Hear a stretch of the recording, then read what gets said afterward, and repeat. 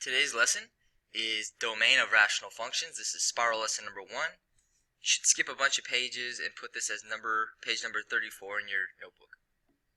Our goal today is to identify all the possible inputs for a rational function. We know that inputs are x values, which is pretty much domain. Couple key terms. What is a rational function?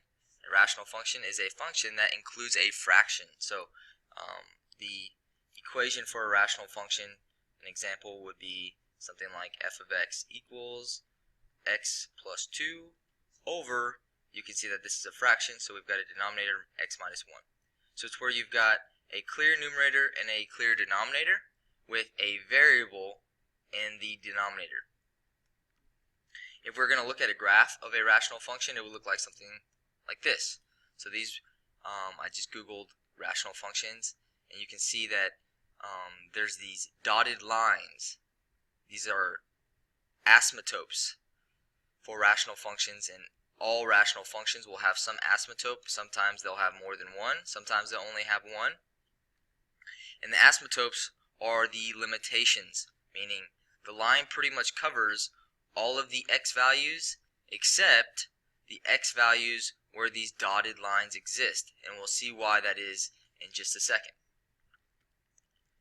Domain of a rational function is the set of all the x values that have a y value. So you can see all these x values have a y value, except in this graph right here, when x is 2, there's no line, so that would be one x value that is not included in the domain. And that's actually what we're going to find today by looking for what happens when we divide by 0. So division by 0 is when you have 0 in the denominator, and that is a limitation for any type of function or equation. You can't divide by 0 because it's undefined, and if it's undefined, that means there's no y value for that x value. That would be an x value that's not included in the domain. So this is a limitation for rational functions.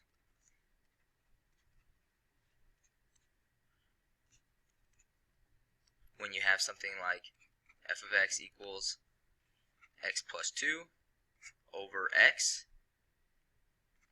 and you plug in 0 for x, and you get 0 plus 2 over 0, which is 2 over 0. We've got 0 in the denominator. 2 divided by 0 is undefined. So that's what we're trying to avoid. That's what we're trying to eliminate when we write our domain. And again, domain in set notation looks like this,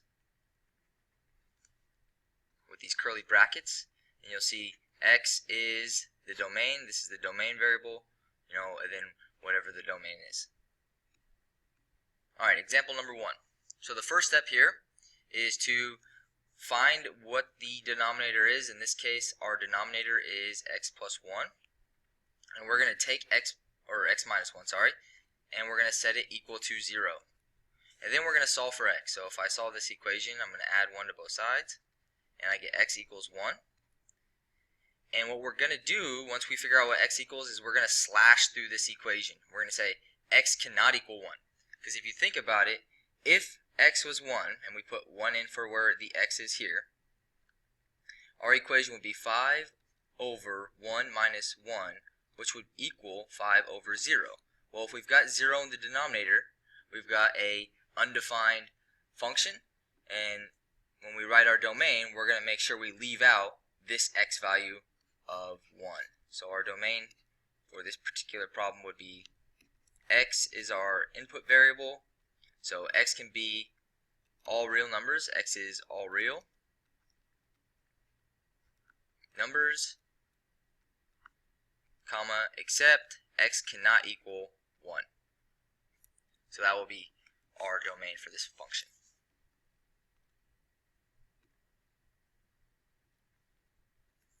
Okay, so here our first step is to identify the denominator, and we've got a variable in it.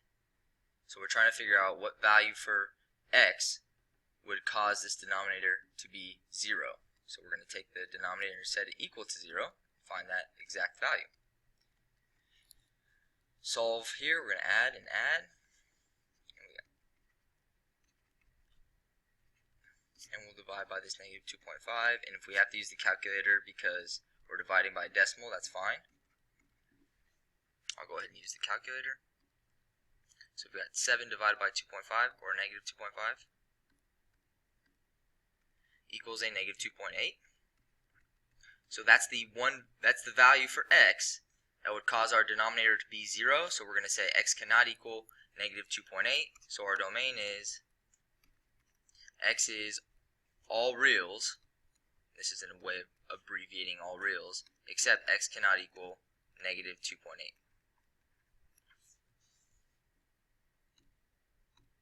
Example number 3. So you can see here our denominator is 5, and we do not have a variable in the denominator. There's no x term in this denominator, so our denominator will never be 0. So for our domain, x is all real numbers. Done.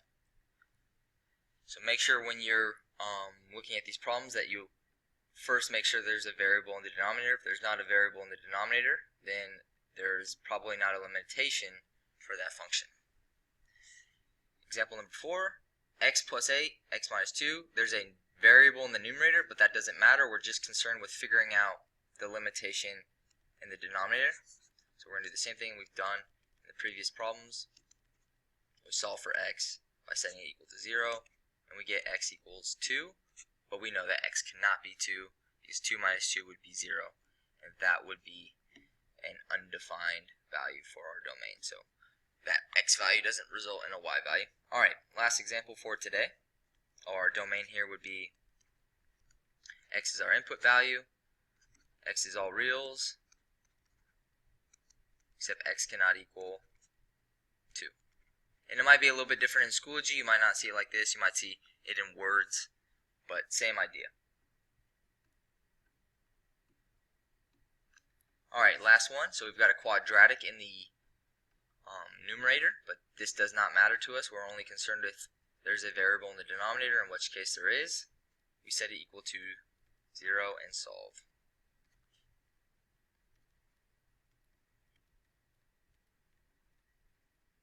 X cannot equal negative 3.6. Go ahead and put that in set notation, and that is our domain. So x can be any value except negative 3.6, because that would cause us to have an undefined function. Good luck on the problem set.